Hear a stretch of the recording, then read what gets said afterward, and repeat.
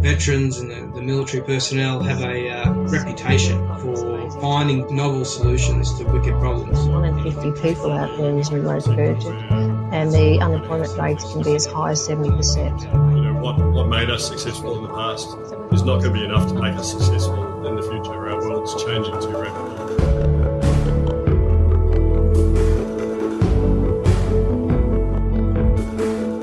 Welcome to The Business of.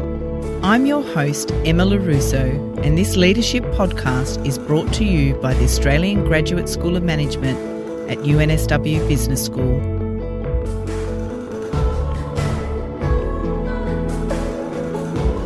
As we continue to explore how leaders can see the world differently, we turn our attention to the subject of inclusive leadership. We'll hear the experiences of people who are creating new business models that reflect evolving market demand and the opportunity to contribute to a more progressive society.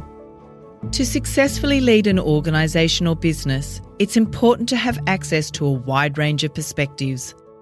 Diversity initiatives not only have important social benefits, but pursuing inclusive business practices is key for innovation.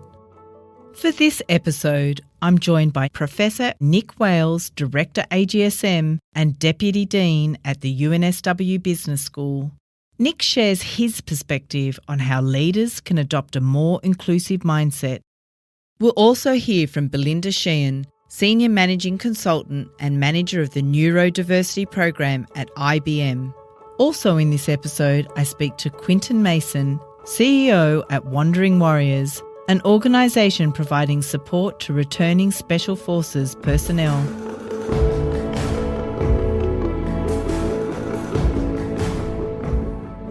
Welcome, Nick, today to The Business of. Thanks, Emma. Excited to be here. So I'm really curious. I'm sure there's so much for you to share, including not just for leaders, but also reinvention of education with this lens. But let's start with the AGSM's purpose, which is to equip a new generation of leaders to make an impact in an accelerating world. What do we mean when we say new generation? So, Emma, I think you know, and most of your listeners know that there's hardly an industry or a sector where we're not going to have to do things differently in the future. You know, what made us successful in the past is not going to be enough to make us successful in the future. Our world's changing too rapidly. And the new generation of leaders are going to have to lead this change. They're going to have to innovate. They're going to have to think of new ways of doing things. But they're also going to have to take people with them. They're going to have to take their societies with them. And they're going to have to, unlock all of the resources available to them in an organisation. And I think today we're going to talk about diversity. And I think that's one of the great resources that organisations have. And their ability to unlock that will set them up to be successful in the future. So really, when we say new generation, it's not so much an age or a period of time we go through, it's a mindset, including how you think about diversity. Yeah, it's definitely a mindset, but it's also the time we're in now. So if you came into a managing role in the 1950s, you could be reasonably certain that the next 10 or 20 years were going to be similar and there was going to be consistency. But I think the environment we're in now means that that's not true. And it's our adaptability and our resourcefulness and our ability to lead people through change that's going to make a real difference. So where does diversity play in our ability to lead and manage this change? And where are we missing voices in that platform? So I think despite efforts of the past, too many management and leadership teams are male, pale and stale. And, they're really missing out. Organisations are really missing out when they don't take advantage of all the resources and all the capabilities they can have. I don't know if you remember back to your MBA studies, but the best classes were the ones where you have students from lots of different backgrounds with lots of different perspectives, and you got, a richness of ideas, different ways of looking at a problem, and an incredible cross-fertilization. I don't know about you, but I think any organisation that can unlock that capability, have more than one answer to a question, new ideas and different perspectives, they're going to do a lot better. So I think diversity is critical. In many ways, I think it's going to be organisations' superpower. But the challenge is, how do you unlock it and how do you make sure you get the most out of it? Which is my next question. How do organisations unlock that capability? So I think they have to do a couple of things. So firstly, it matters who's in the room or who's in the organisation. So you need to make sure that you actually recruit broadly, you bring in different perspectives. There's been some emphasis on gender equality, and there's been some improvement there, but many organisations haven't really done a great job on culturally or linguistically diverse people from those different backgrounds. So you need to actually consciously bring diverse people into the organisation and give them leadership roles. But we all know that just bringing different people together is not enough. You've got to work quite hard at unlocking that connection between them and getting those people to feel comfortable and included and working together. So I think for organisations, it's not just a matter of changing who your workers are or who your leaders are. It's also having strategies and practices in place that allow you to get those groups connected, feel comfortable with each other, and working together effectively. So given we do have this new generation of leaders and take this on board from getting that diverse thought and space to have those voices, what do you see are those practices? Firstly, I think leaders need to know themselves. So they need to understand their own biases. And, there's a lot of work being done on unconscious bias, but it's really important for leaders to understand, that they have taken for granted or things that they don't really realise that they do that might exclude others. So that's a really important point. Second is create opportunities. So lots of organisations, their progression and their promotion paths really reward a certain type of person or create certain types of outcomes. And diversifying that and ensuring that there are lots of opportunities for people from different backgrounds to get into leadership and important roles is important. And the third one, I think, is creating connection. Is actually thinking to yourself consciously as a leader, just because I have a diverse group here doesn't mean that they're automatically going to get along or they're automatically going to understand each other. So you actually need to program that into your decision making. Give people the opportunity to connect, to build connections with each other, to understand that person from that different background has great things to offer our decision making, and really think about it as a development process in the organisation. If you put the right amount of time and effort into that development process, the business case is really clear. More diverse organisations are more successful. If you look at the global financial crisis, there's a clear line between organisational diversity and performance in that organisation. And in the world that we're going into and that we're operating in, having the ability to be able to unlock new ideas and new perspectives is going to be critical to our success. I'm curious about the bias. So I'm a big believer. I've tried to build diversity into Digivizer's culture here in my own work practice, and I think it's absolutely our advantage, particularly in going global and talking to different customer audiences, right? Having that empathy, natural empathy. How do you build that confidence that the voices that are being brought, there's something to learn, and that unconscious bias is being either recognised by each of them and also removed by those that are listening?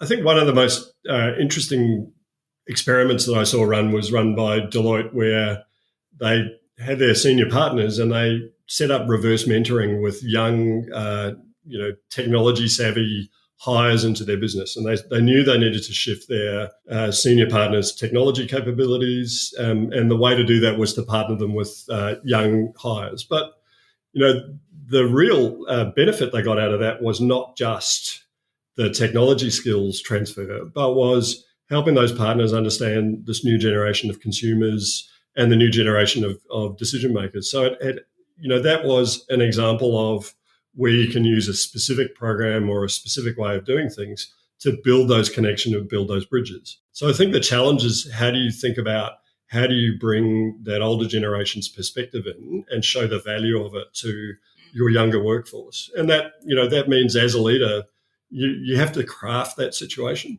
It's not going to happen automatically, and you've got to think about, are there instances where you could do it? I think particularly, say, in challenging times like this, experience starts to have greater value to those that might not have seen it. The other aspect, which I'm curious to hear your views on, is when you're going to a global audience, where do you see diversity play in giving you the advantage if you've kind of brought that thinking in, or when does it not work? So I think it's critical. And actually, Australia's got an enormous asset. If you think about our population, we have people who have migrated from all over the world. And particularly thinking about where we are, Australians with an Asian background or recent migrants from Asia, make up a significant percentage of Australia's population. Why wouldn't you tap into that resources if you wanted to be successful in those markets? So I think there's a really clear imperative around that. And, I think once businesses understand that, they then need to think about, how do I take advantage of that? So there's a large financial services provider in Sydney that has support for its Asia business here, because this is the only place that can find 26 different language groups. The cost of labour is higher here, but the quality of their assets and the quality of the capabilities they can bring in. And I think for any business thinking about operating globally and operating in new markets, if you can go in your own backyard and find some insight and some expertise around that, why wouldn't you do that? So I think there's really clear, particularly for globalizing businesses, diversity and the ability to be able to work across cultures is critical. We know that's critical to their success. You need to build that into your organisation in all parts of it, in all stages of it. When we look at technologies like AI and machine learning, where does digital transformation, diversity, being able to adapt and consider this come into play? What are you seeing, and where do you think the caution and opportunities are? For most industries, technology is a critical path that they've hit their way forward. So most industries are being eaten by software, and technology plays a part in them being successful in the future. But there's a real problem there, because the technology industry has a massive diversity problem. Even if you just look at the workforce, dominated by young white men, so I think the statistics are that, even in Silicon Valley, in some organisations, less than 10% of the workforce are female. If you look at other markers of diversity, so African Americans are less than 4% of the workforce in some of those large tech firms. That's going to have a big impact, because it's the life experience of those people who are building the products, who are making decisions about what the software should run and what the experience should be. It's only going to represent a very narrow slice. And that's a profound problem if, as a business, you wanted to serve a diverse customer base, but your core products and your core way of reaching that customer base is built by this very rarefied, unusual group of people. Even more problematic, I think, is the growth of AI. So, increasingly the technology that we'll rely on will have AI built in. So this will be automated decision-making, where the computer makes a decision rather than a human about a whole range of important things. And AI is inherently biased. Most AI is based on a logarithm, and a logarithm is, in effect, a simplification of reality to make decision-making easier. And in simplifying the reality, the biases are going to get built in. One way that AI is problematic is that the way that you train a bot, build a logarithm, or get an AI to work, is you give it old data, you feed it old data, and then it learns how to make decisions, and then you use that to then go and make decisions in the future. But lots of the old data that we're giving these machines has got a whole lot of biases built into it. So really simply, you might feed in text or examples of customers, and the machine might learn that teachers are women and doctors are men, because that's the data that it's being fed into it. And then it's going to make assumptions in the future, where if it comes across a case, someone says they're a teacher, they'll ascribe a gender to it, or they'll make decisions.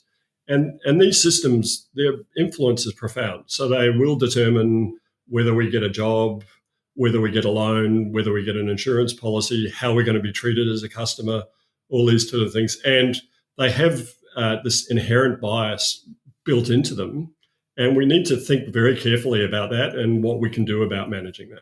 Have you seen any successful examples where the bias has been removed in those learning sets?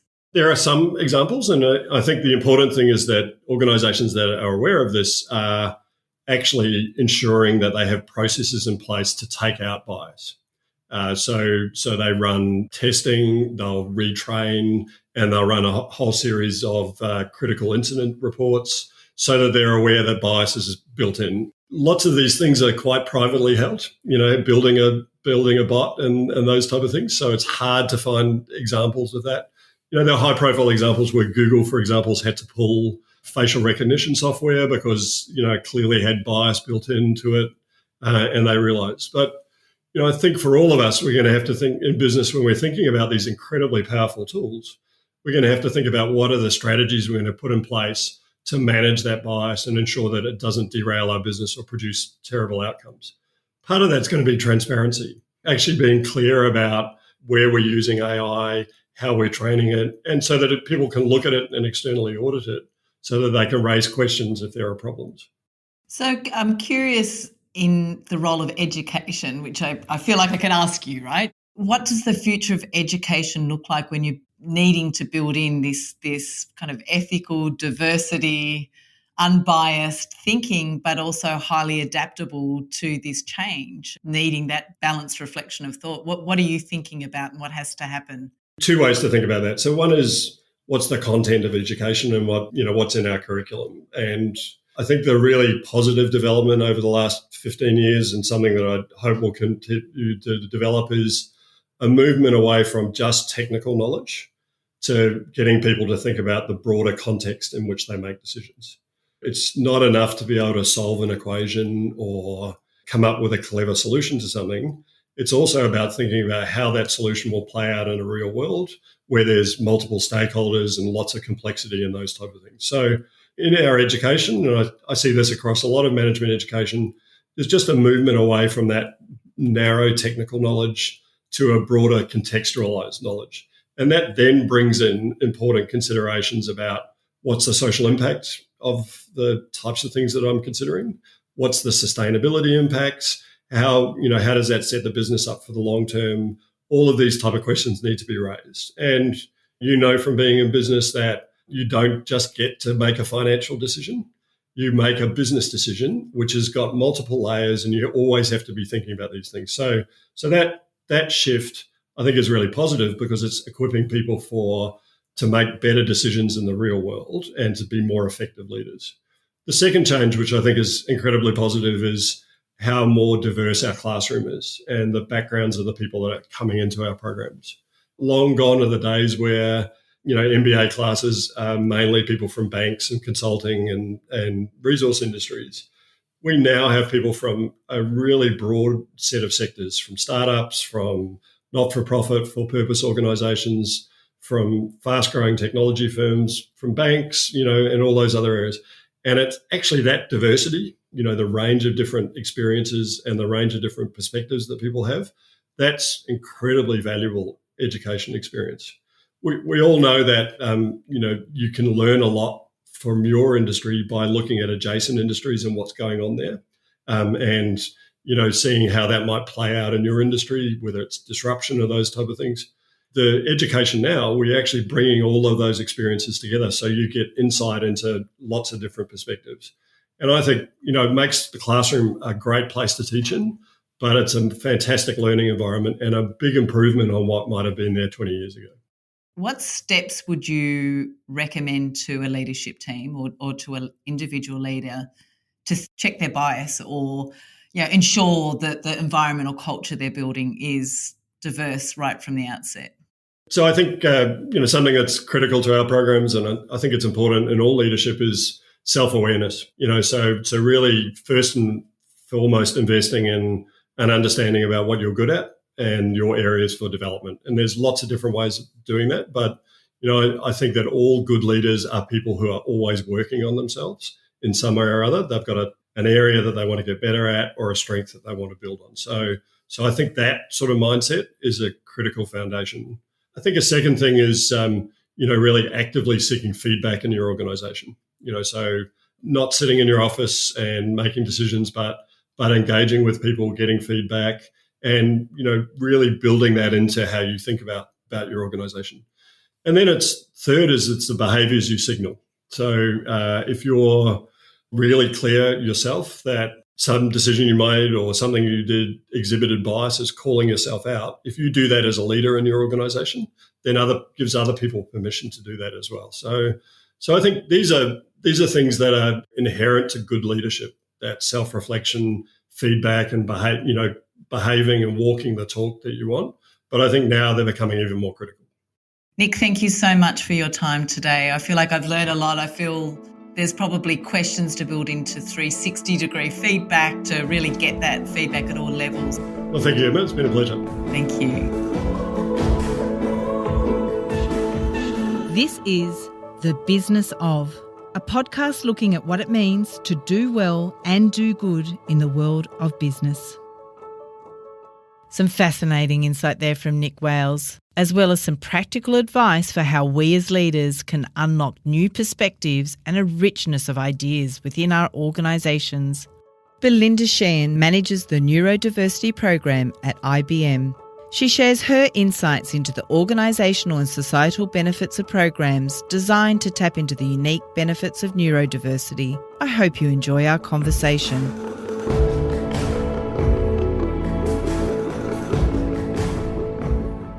Belinda, welcome to The Business of.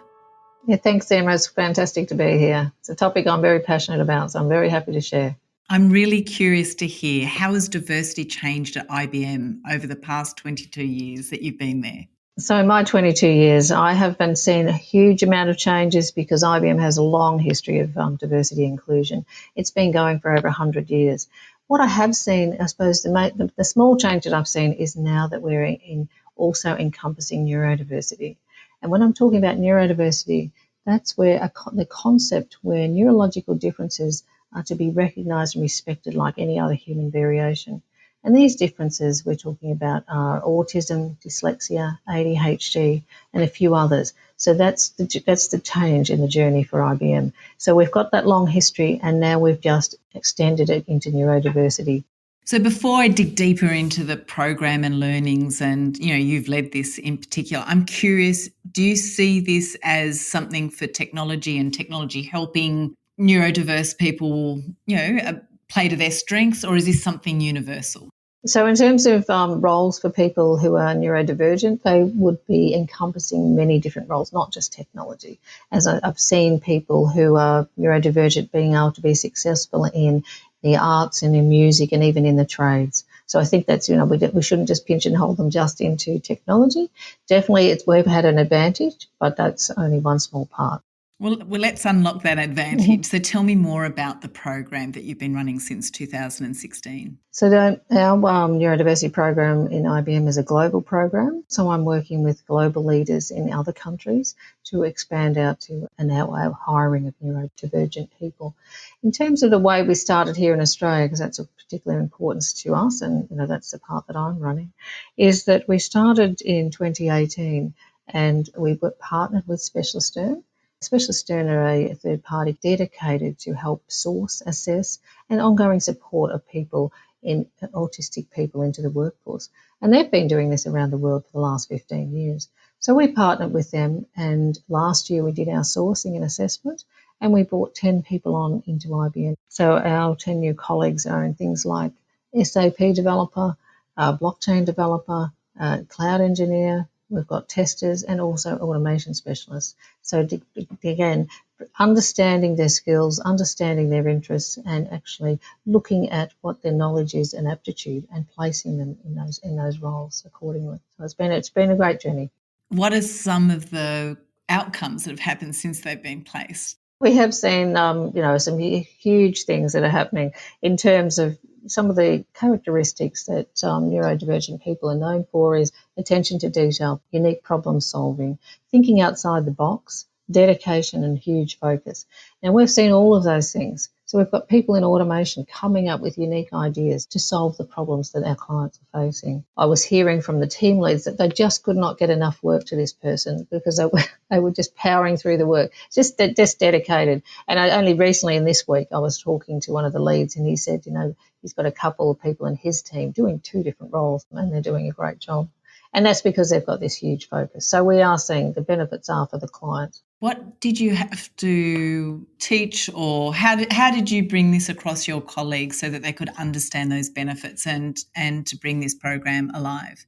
That's a good question. So when we engage with Specialist Stern, besides doing the sourcing and assessment and ongoing support, they also did some training.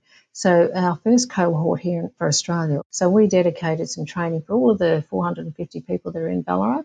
And there was a couple of sessions where they talked about what it is to have a neurodivergent colleague. We've also in IBM developed a training course online that anybody can review and have a look at. And there was also a lot of time I spent in sort of coaching team leads, project managers and other team members about the differences and how to work with each individual.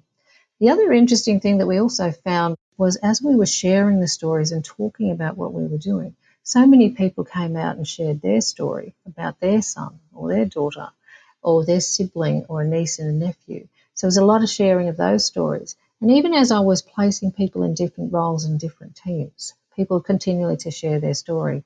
And what that meant was we already had a lot of awareness and acceptance in our IBM family. That was about awareness and acceptance. In terms of making sure each individual felt safe and secure and in a positive environment, we also understood their unique sensory characteristics that we might have had to attend to. And we made some adjustments. Each individual is different, so they all had to be different.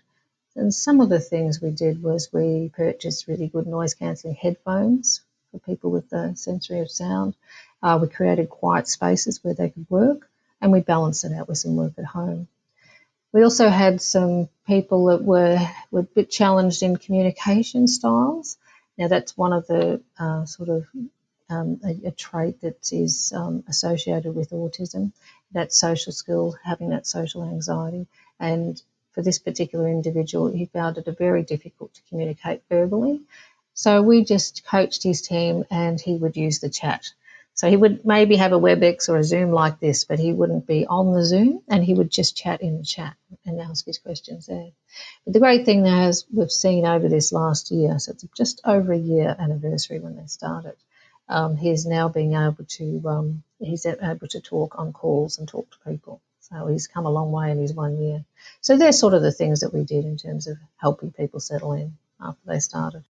What have you learnt in that 12 months from, say, someone coming in and the recruitment and awareness? Where do the benefits start to play out and how do you imagine it's going to change over time? Yeah, so in terms of the benefits, some of the benefits we've seen is we've got this amazing talent. Now, bear in mind, there's 1 in 50 people out there is neurodivergent, and the unemployment rate can be as high as 70%, depending where you are, which is pretty high. So we've got this huge untapped talent pool. Now, IBM's all about hiring based on aptitude and knowledge. So that's what we need to think about. How do we hire people into those jobs we've got? In terms of the business benefits, there's business benefits because those people are delivering for our clients and delivering great work.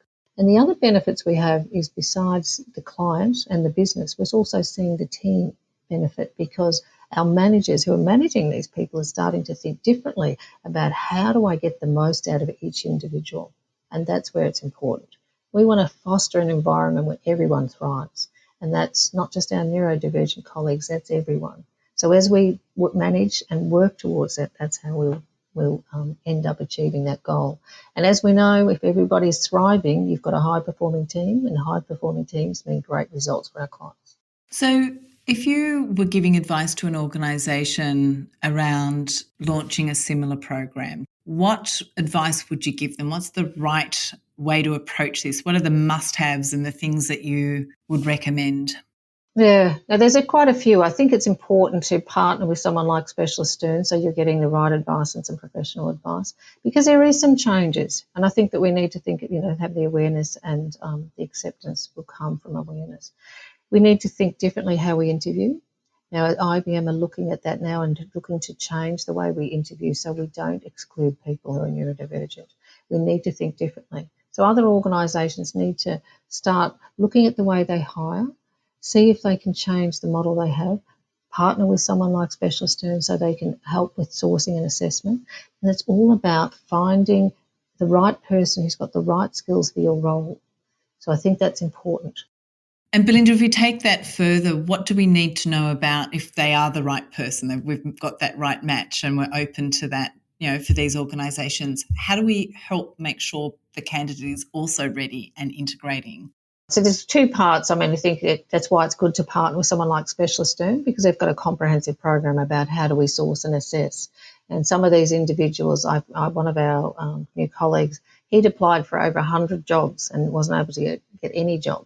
He's only a young person and he's been doing some wonderful things. So I think we need to do something different the way it's not just that standard 1 hour interview. For some people, they've got maybe social anxieties or issues with social communication, so they're not able to be able to sell their skills and abilities.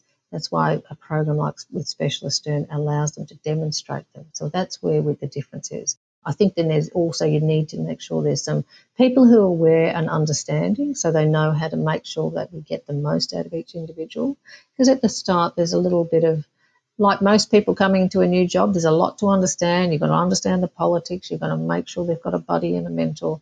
And we do that with our grads anyway. And I think that's what other organisations need to do. Maybe there's a little bit more, and there's a little bit more touching base with them, and to make sure they're okay, because they're not always going to share, because they're not always sure about things.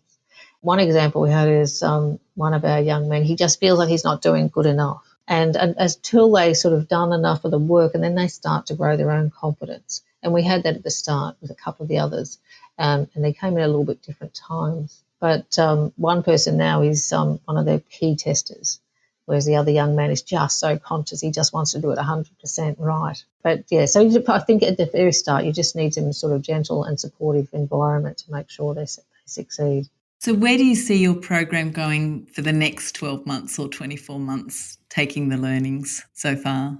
So we've already got working with Specialist Stern to expand our program here in Australia and also in the US. The organisation here is all on board for it, so that's what we want to do. We're seeing the proof is in seeing the success of the individuals that we've already got. And the other fantastic thing you have as you develop your programs, and we continue to do this, and we want to just include it as the way we do things, is your current cohort are there to help buddy and mentor the new cohort. And they're already putting their hands up to do that. Oh, that's fantastic. And also, yeah. It is, and it's really good. So we're onwards and upwards. It's going to continue, and it's a global program. So I'm working with many other countries around the world to increase our hiring and then change our hiring, so it just becomes the way we do things. With those successes and seeing it empowering the team and the learning and probably the skill of the leaders as well, you've got a great platform to continue to grow that out. So thank you very much for sharing the benefits and, commend IBM for rolling out and investing in such a program that I think we can all do, right? Well, that's right. I think as leaders, that's what we should be doing. Remember, we've got 1 in 50 that we should be having our teams mirror the community, particularly as we develop our technology. Our solutions need to have all types of people thinking of that solution. Well, thank you, Belinda. No worries. Thank you, Emma.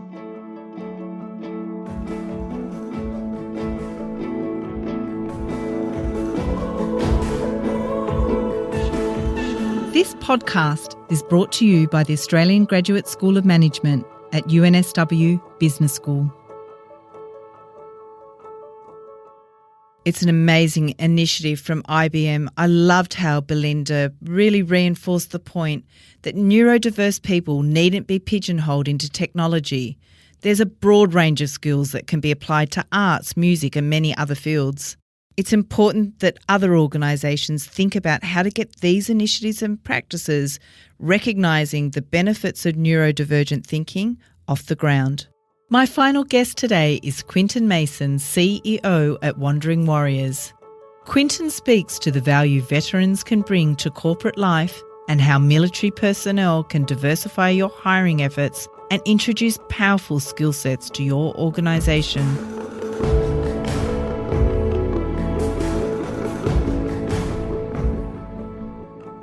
Quentin, welcome to the Business of. Thanks, Emma. It's a pleasure to be with you.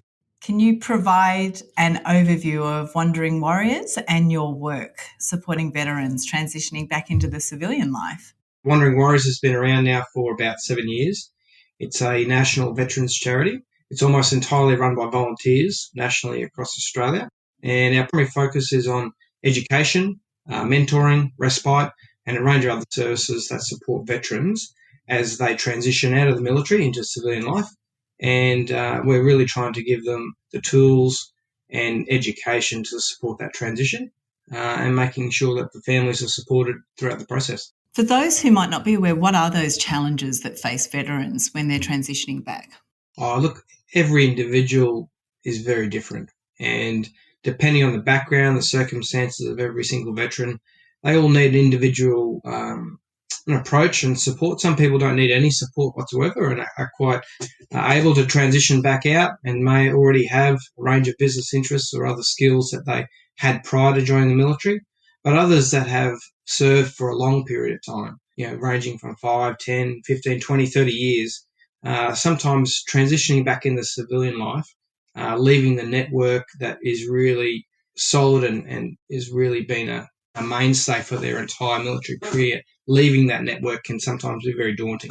So what we aim to do is provide the tools and the education and a range of other support services, mentoring, to help that transition. And you yourself are a war veteran, if I understand. What was it like for you? Yeah, so I grew up in southwest Queensland, transitioned straight from school, high school, straight into the military, went through the Defence Academy. And whilst I was at the Defence Academy, I spent 3 years there, the Royal Military College St Troon, and straight into a career as an officer in the military, with most of my time being spent in special operations. I was very lucky to serve with some of the most outstanding and amazing group of men and women throughout my career, just under 20 years. But transitioning out, I found it hard, just like everyone does. And you've got to find your path into corporate life and what you're going to do next. And with 4 young children to support going through school, everybody needs to put food on the table. So the challenges vary and you have your ups and downs, but the idea is to try and have that network on the outside as we transition to help that process. So having gone through it yourself and knowing this is how you're supporting other war veterans transitioning, what are the types of things that we need to think about in helping them make that move into corporate life or civilian life? It's just truly understanding the value that military people and the veterans, as they transition out, what they can bring to the party for corporate life and civilian sector. Whether you're in a small business or a large corporate, there's a lot of knowledge, skills, expertise that the military provides throughout the career. It's really challenging in some cases to try and capture that, understand it, and translate that into an environment with a new language in business or whatever field of endeavour that veteran chooses to transition to. Are there core skills that are common to everyone that's come from a military background that do apply into corporate? And what about the specialist areas? So if you can just talk to me about what is transferable, what's the most obvious? Operational management, leadership, they're some of the mainstays. And you're selected throughout the military for those skill sets initially as you go in. So it's quite a high selection criteria. You're pulling from, the top percentile of the population of Australia typically. But if you think about it, the military operates internationally with some of the most technically advanced capabilities and platforms that are even in the world across the board. And typically that technology transfers at a later point, at some point, into the commercial sector or into corporate society internationally. So what you have is essentially well-trained, highly disciplined, typically good leadership skills, really good understanding of working in teams and how to work in close proximity with small teams right through to large, dynamic, task force, especially if they've seen operational service, working under pressure. But I think some of the key attributes is really working with some of the latest technology. And what we try to focus on is that language and helping the lexicon military and helping convert that into a lexicon of business and helping that transition be a little bit smoother and hoping both sides can get a better understanding. Because sometimes it's the veteran or the military person that has no experience in business. So you need to give them a new lexicon language to help translate their skills. Is that something that you think organisations can do better? How do organisations help them, or what else could be done to help that transition so that they can find that lexicon? Well, I think one of the key mechanisms that we offer is a scholarship through Wandering Warriors with Corporate Australia. And that mechanism allows almost all organisations today have a corporate social responsibility or a philanthropic perspective to their business where they're giving back to the community. That's a bit of a mainstay in most corporate entities in Australia. Wandering Warriors offers the opportunity to partner with us to find an individual for a scholarship, and it might be additional training and the cost of a project management course or an MBA or a technical course, and that allows Corporate Australia to one, help select an individual that may be interested in working for their business, but also give them some formal education instead of just tipping money into a corporate social responsibility bucket and never seeing it again. The return on investment is a lot more bang for your buck, and everybody needs to get something out of the equation. We understand that. So that's a really good opportunity. And what we see in that particular circumstance is the large, corporate, even small to medium enterprise, building a relationship with the veteran and building the relationship with the network. It's a very large base of human capital in Australia that's almost, in many cases, untapped. How would a business or corporate go about actually saying, I want to now engage this untapped resource? How would they actually go about hiring or looking for that, some veterans that are looking to transition? Look, there's a number of really fantastic organisations that do that transition placement. So if there's positions that are specifically available now for jobs, they can be advertised. However, where I've found the most success is where we form a partnership with a number of ex-service organisations. Us, for example, we have a very broad network. And then we sit down with the individual company or corporate entity and sit down and say, well, what is it you're after?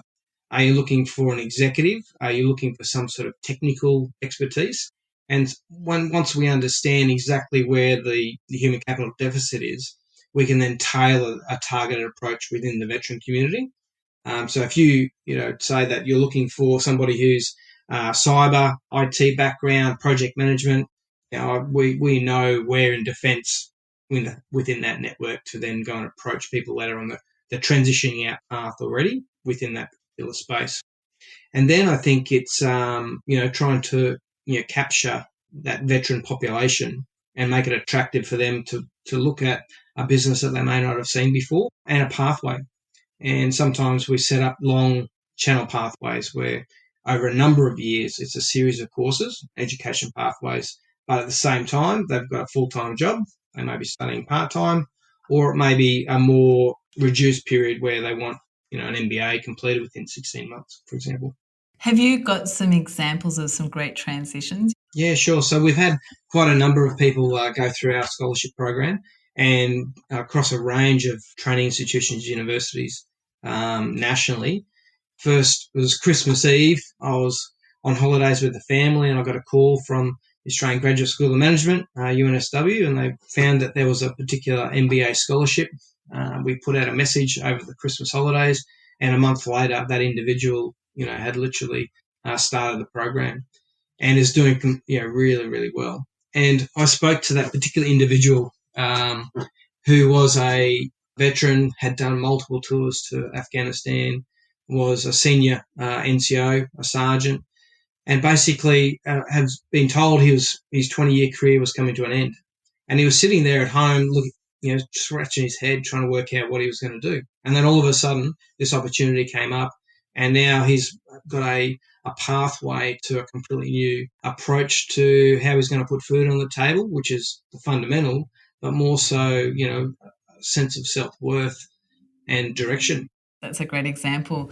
I mean, I've seen firsthand, I've got, military relatives that have made the transition, had their career, the whole career, and then transition into corporate and civilian life. And, one of the things that I've seen is that great ability to plan and strategically move resources very fast. Something that I haven't actually seen, say, in just the corporate world, right? This is a real skill. I also was lucky enough to hear Peter Cosgrove talk about leadership in military and how that could apply to corporate and, organisations. I'd love to hear your perspective. What do you think are the really great kind of exposures or the leadership lessons that can be considered by business? I'll give an example. So one corporate that I worked for when I got out after a few years, I was lucky enough to get an executive role, and I was put on a leadership course. And it was a trade test day where it was billed as a leadership course run by the entity. It was a third party came in, and we spent all day in front of the computer. I think I spoke to somebody twice for about 10 minutes for the entire day. But the rest of the day was literally problem solving on a computer, responding emails, doing financial analysis of the company. And, it was a technical assessment of how you responded, and it was basically via keyboard for the entire day. So from 7 a.m. till 6 p.m. It was a long day. And at the end of that, I went back to the training team, and they said, "Oh, how was the leadership course?" And I said, "Well, you might call me old-fashioned, but that's not my idea of leadership." And then in contrast, if you put that into perspective, how military veterans are trained in leadership, it's a very formal process. It's operational. It's hands-on. If they've had some military service overseas, they've done an operational environment where the dangers are quite significant, and the operational imperative costs people lives if you get the wrong approach.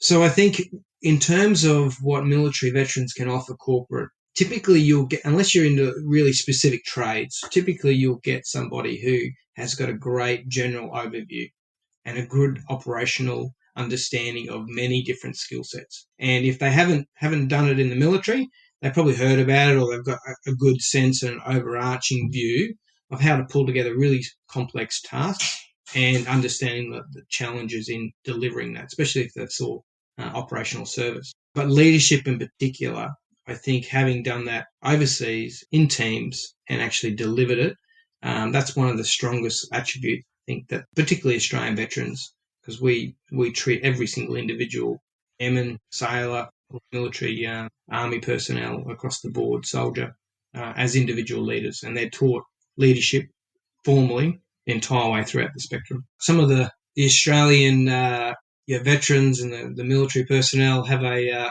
global reputation for finding novel solutions to wicked problems, and you can trace that all the way back through military history. And that's not some officer sitting at the top telling people how to do the job.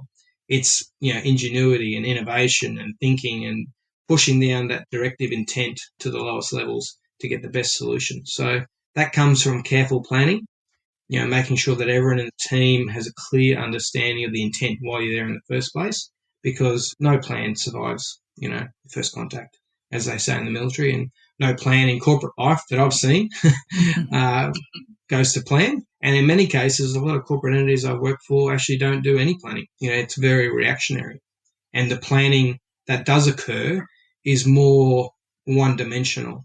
It's people saying, this is what we're going to do, as opposed to having a leadership team sitting assessing options.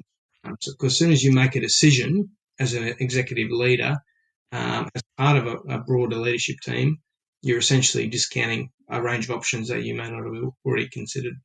I loved that phrase, novel solutions to wicked problems. I mean, it's an interesting kind of thought around that whole, diversity of thought and perspectives for an organisation. In what ways do you think veterans are contributing to that, which is something we need more of?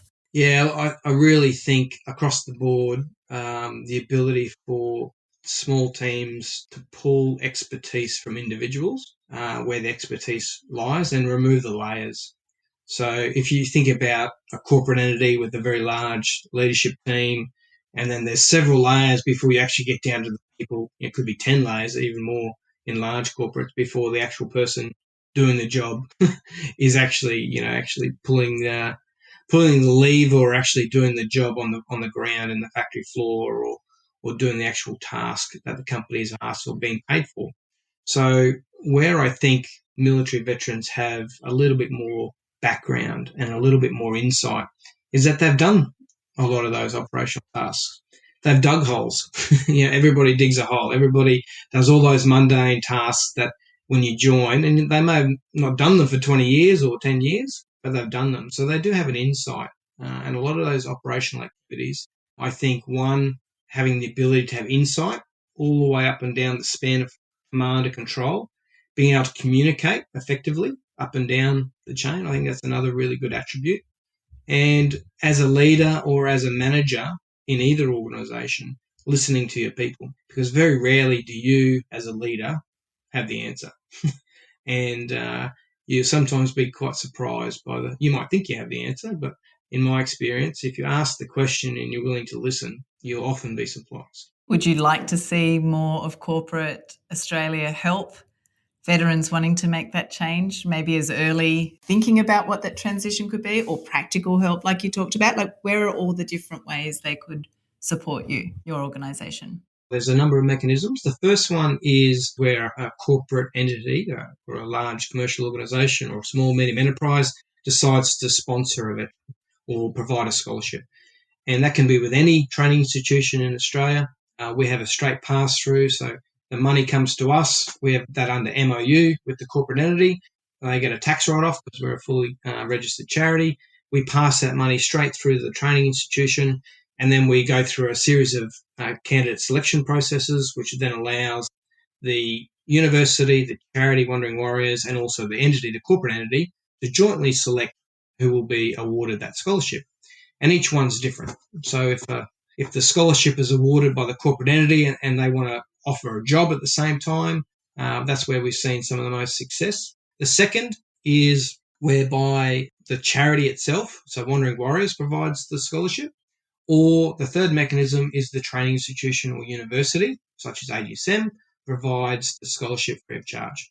Our long-term plan is to build a fund that will provide free education to every single Australian veteran as they transition out. That's our long-term goal, managed by Wandering Warriors, backed by state and federal governments, but essentially run, administered and supported by corporate Australia. It's one I'd love to encourage organisations to think about how they can support that goal, because that is an amazing one. If there was one thing you'd say to CEOs, business leaders, someone looking for their next hire, what would that be? I think if you're not actively engaged with an ex-service organisation, a charity, the first thing I would implore all of corporate Australia is to support veterans across the board in any capacity, be it with Wandering Warriors or anybody else. I think that's just our national obligation. That's the first thing. Secondly, I think transitioning veterans across the board are a huge untapped resource that is really a great opportunity for corporate Australia. Australian businesses, manufacturing. You've got some of the smartest men and women in Australia that have seen service, typically operationally all around the world, multiple countries, dealt with multiple, cultural differences, can think on their feet. It's really a truly high-end technical organisation that's delivering capability at the highest level possible. And that's the second thing. And the last one would be make sure that you give each of the veteran the chance to actually learn lexicon, because you're not going to get somebody, who knows it overnight.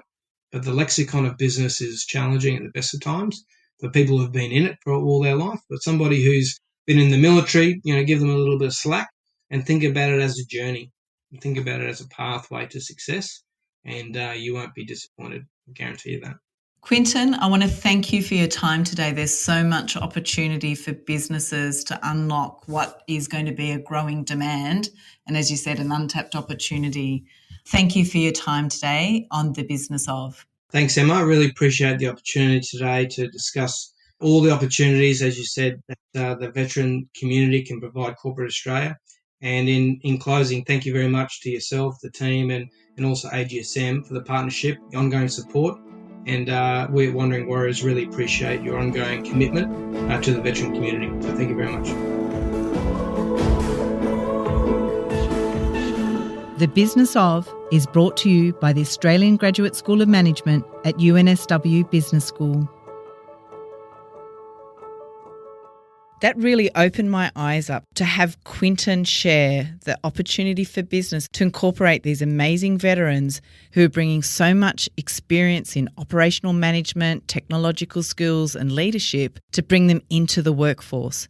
But as leaders, we do need to recognise that those that come from different backgrounds may need mentorship and recognition around language and other forms to make that successful transition. Some fantastic perspectives shared by today's guests. As leaders, it's important to remember we have an ability to create an inclusive dialogue, and diversity of thought helps us avoid groupthink. Change is the one constant for all organisations. An inclusive thought, perspective and opinion is crucial for managing it. Like Nick says, what made us successful in the past is not going to be enough to make us successful in the future. One of the ways organisations adapt is by noticing what's going on in the environment and trying new things. We have to ask ourselves, How do we come up with innovative ideas unless we have a spectrum of diverse backgrounds and ideas to examine? We'll talk more about inclusive leadership on our next episode of The Business of. I'm Emma Russo. Thank you for listening.